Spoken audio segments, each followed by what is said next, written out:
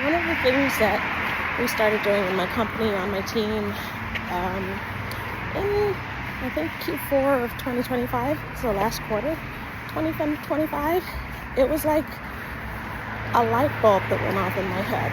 And it's really about focus. And sorry about all this noise in the background. I guess it's rush hour. Everybody's getting ready to go home.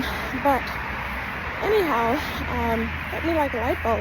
We were doing all these things in our real estate investing business and doing them well, I'd say, but it was a lot of work. And when we looked at the numbers, there's profit, but we looked at something else. We looked at the patterns, and we saw that we had strayed from really what we're experts in, which is, dealing with situations, real estate, residential situations where there's a deceased homeowner. So last year, I had this light bulb moment where I said, you know what?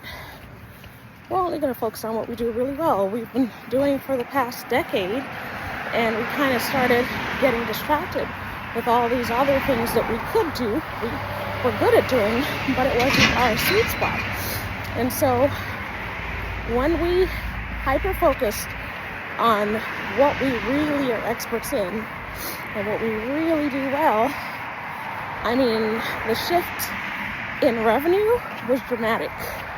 I'm not talking about this because I want you to think about your business. You might not even have a business, but my point is that what are you giving your attention to that is not in your sweet spot, not in your wheelhouse? Our attention gets pulled in so many different directions every day by so many things, and it's not that those things aren't important, but you have to really ask yourself, are those the things that I am called to be doing? Is that where my expertise is? And I'm not even just talking about business, I'm talking about families, relationships, work, all those things that take up so much of our lives. What are you really meant to be doing? What are you called to do? And are you doing it? Because I can almost guarantee you that when you clear out the clutter and focus on what God has called you to do, and those of you who, you're not God followers, that's okay. But if you're not doing what God has called you to do and not living the life that God has called you to live, and you don't have to be a Bible-toting person to live the life, but living your life out to the fullest, because He didn't call us to live here halfway and be miserable and simply just pay bills and go home, go to sleep.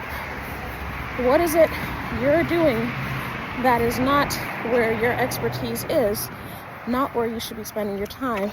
Figure that out and go do it.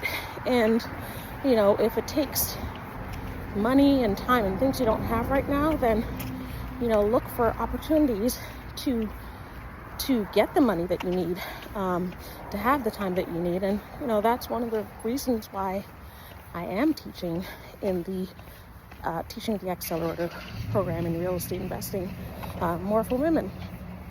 The whole point of that is so that you can free up your time to do the things that really mean something to you and mean something to your life.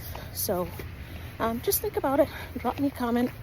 What's calling your attention that's really not where you're supposed to be? And what do you need to shut from your life at this point? Because I can tell you, at this stage of my life, mid-40s, I'm all about simplifying my life. So anything that makes my life more complicated and doesn't make me feel good, guess what?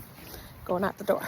So what is it for you that's eating up your attention and not getting you the results that you really want to have in your life?